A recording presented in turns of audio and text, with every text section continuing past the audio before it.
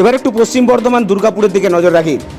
আরজিকর কাণ্ডের জেরে নির্যাতিতার উপর পাশবিক অত্যাচারের গ্রেপ্তারের দাবি জানিয়ে স্বাস্থ্য ভবন ঘেরাও করেছিল বিজেপি।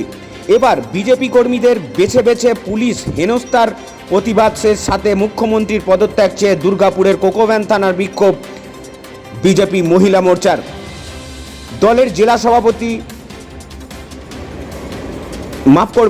দলের জেলা সহ সভাপতি চন্দ্রশেখর বন্দ্যোপাধ্যায়ের নেতৃত্বে বিজেপি কর্মীর গলায় চটির মালা পরে মুখ্যমন্ত্রী মমতা বন্দ্যোপাধ্যায়ের প্লাকার্ড পোড়ালো বিজেপি কর্মীরা।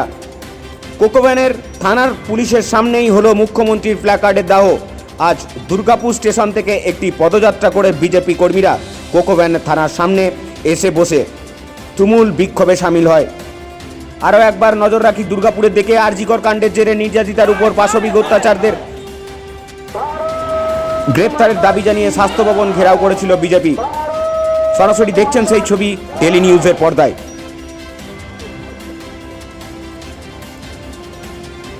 এবার বিজেপি কর্মী বেছে বেছে পুলিশ হেনস্থার প্রতিবাদের সাথে মুখ্যমন্ত্রীর পদত্যাগ চেয়ে দুর্গাপুরের কোকোভ্যান থানায় বিক্ষোভ বিজেপি মহিলা মোর্চার। কুশপুতুল দাহ করা হচ্ছে মুখ্যমন্ত্রী।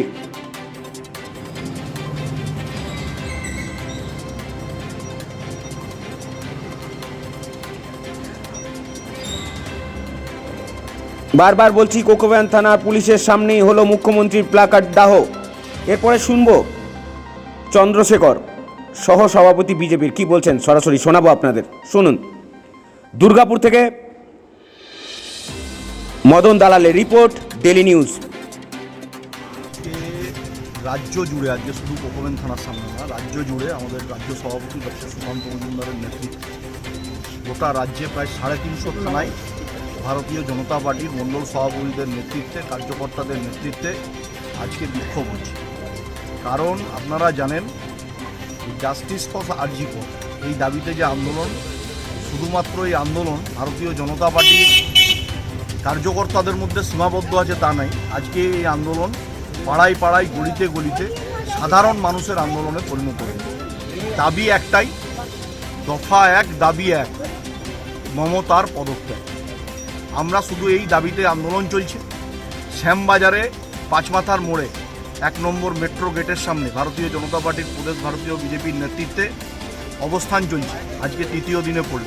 আমরা সেই অবস্থানেও অংশগ্রহণ করেছি।